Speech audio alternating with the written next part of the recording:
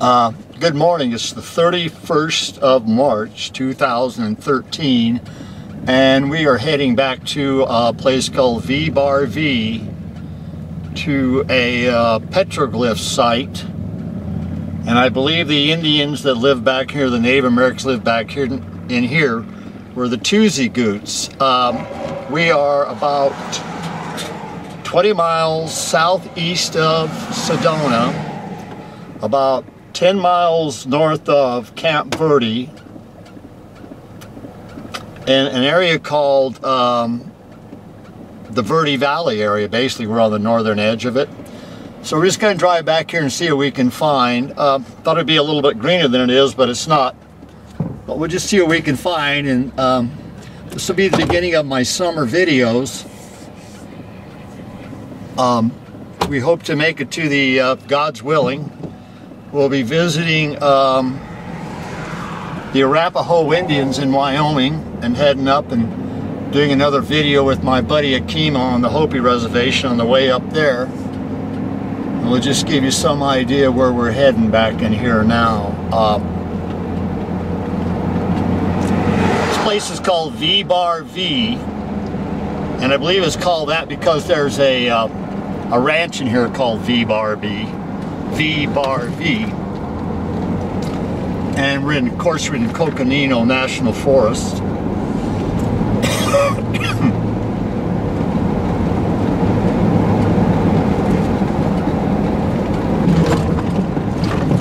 And we are heading probably east from the freeway between Phoenix and Flagstaff, of course. And I think we're at our first intersection right now.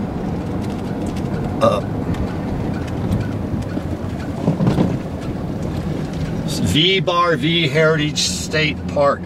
So, give you some idea of the area up here.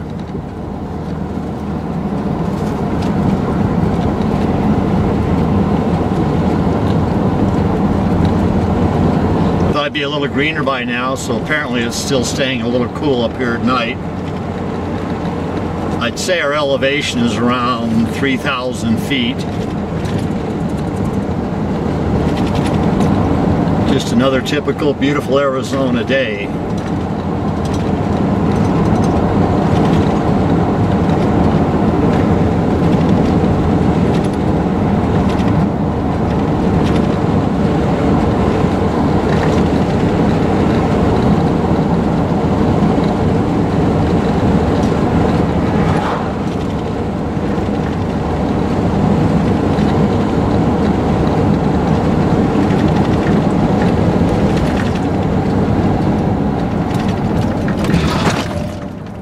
Cattle guard.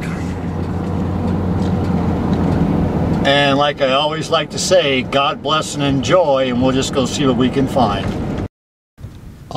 We are now here in the parking lot, about to go take some photographs and some videos of these petroglyphs back in here. And in the background you can see the red Sedona colors here of the Sedona Canyon and Oak Creek Canyon back in there. And we'll just give you a little 360, give you some idea where I'm at. And of course, there's the old trusted truck of mine that gets me around on these videos, along with my little red Jetta. A little greener up here. Kind of surprised, but could be a lot greener. But being this time of year, a couple of months will be really nice up here. Of course, a little 360 around.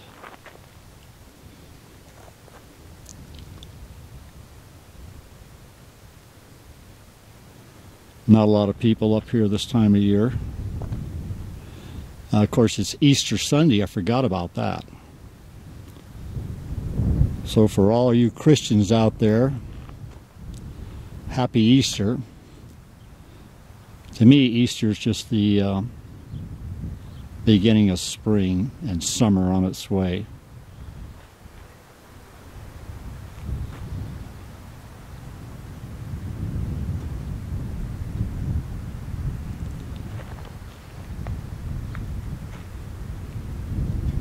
And there you go, a little 360 of the parking lot here. Enjoy.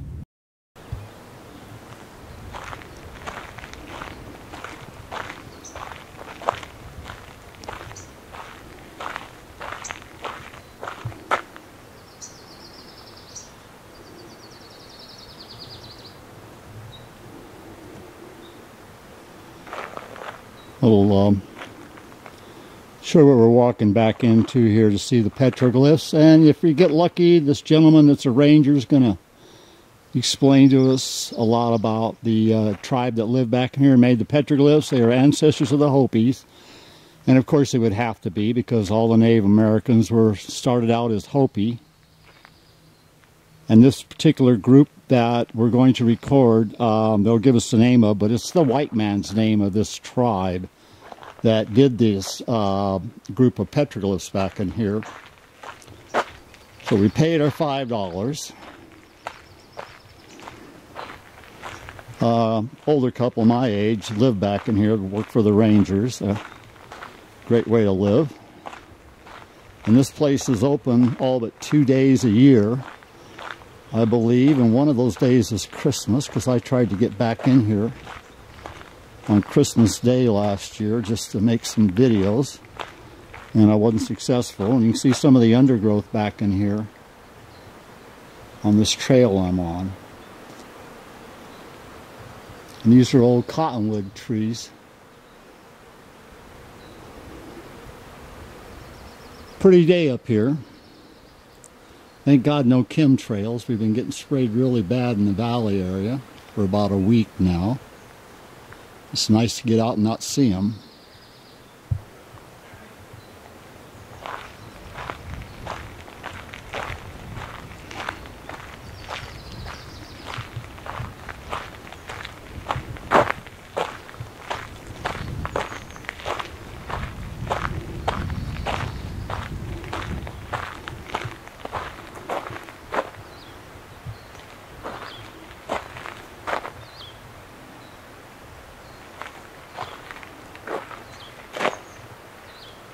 And I don't know if that's going to show up, but this little creek off to our right is called Beaver Creek.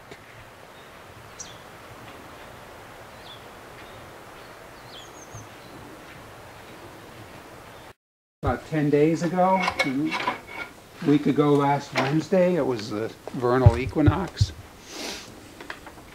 And that shaft of sunlight came right down. Well, it was a cloudy day. But it would have come the next day. It came right down through that sun symbol right there. That's Father Sun, according to the Hopi. It's Father Sun, Mother Earth. And the Father Sun impregnates the earth and gives us life. So the Sinagua people would have been telling themselves, let's start getting our fields ready for planting, because it's that time of year. And then there was an early planting in April, and the main planting is in late May in Hopi land, maybe a little earlier here, but that sun shaft comes right down through that figure right there. What is that? Is that a corn? Corn plant. Mm-hmm. So these people grew a dozen different crops, including cotton. And they wove some of the best fabric in the Southwest and traded. It was a big part of the trade networks around here. The Sinagua made a simple red, plain, undecorated red pottery, but they had black on white, black on red. They had all kinds of fancy pottery from other people that they traded for.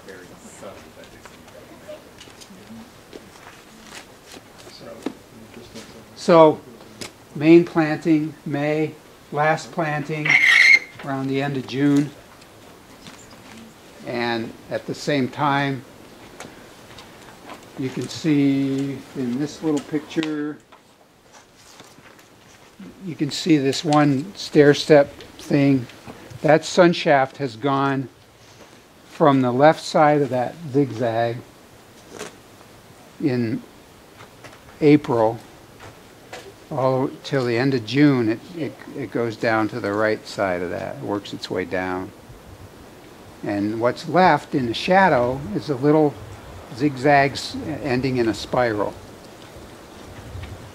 Okay, which we think is a reference to the monsoon season that's about to begin in July around here. So this is the end of the planting cycle, the beginning of the monsoon season, and it's also time to celebrate. Okay, and the last thing is that little second shaft of sunlight created by this fresh, that little notch they took out. That's fresh. See how fresh that rock looks? That's about probably 800, 900 years old. But that created another shaft of sunlight to come down through some little dancing figures right here.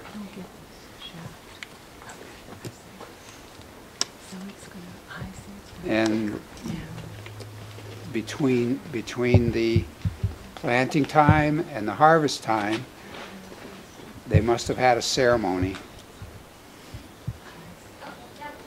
And the Hopi call their ceremony at that time Naiman, and it means home dance.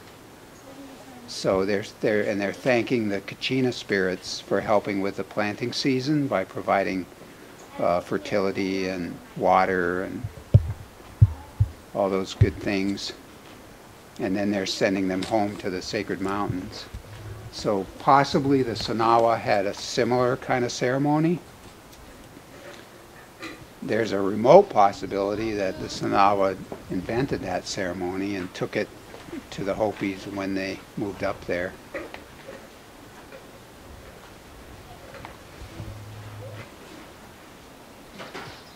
And that's what we can go back to our sliver stone.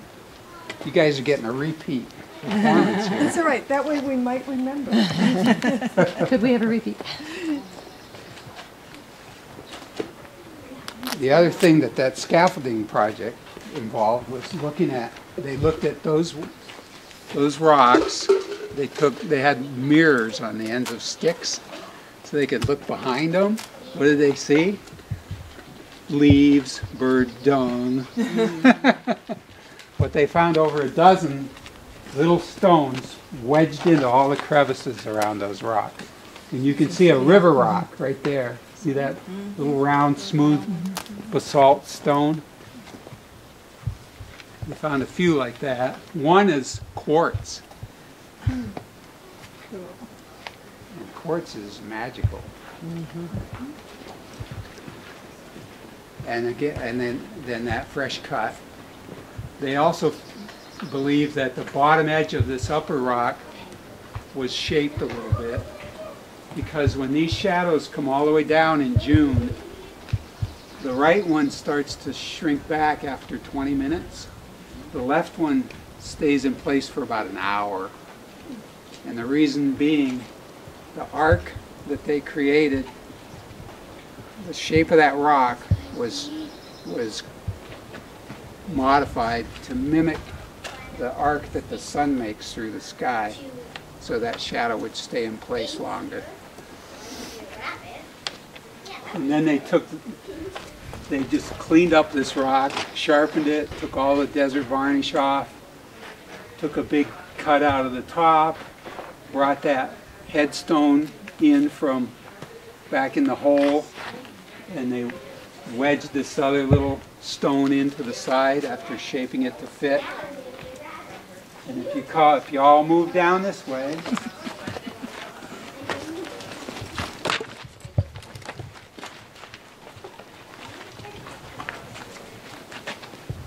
you can see, probably using techniques, using stone tools, hammer and chisel, right, made out of stone. You can see the impact point that chisel made right there to take that notch out. There's a little nick right there. And using probably bone or hardwood pressure tools, just the way they make flint arrowheads. They napped the edge of this sandstone to make this wavy line, which Ken believes refers to a skyline somewhere. So if you take a picture of that sliver stone and rotate it, within the next month or two, describes about 10 or 12 solar sites, solar calendar sites in the Verde Valley.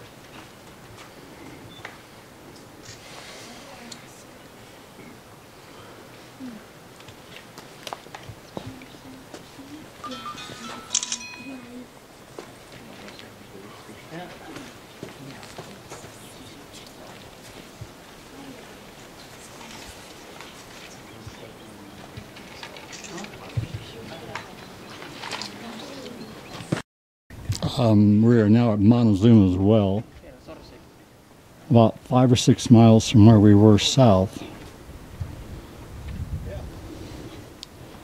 See some old cliff dwellings here.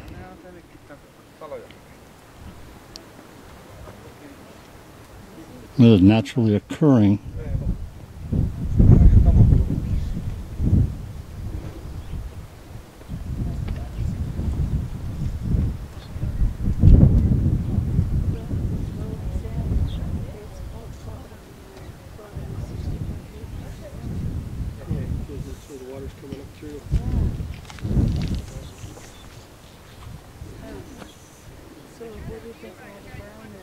Just seaweed.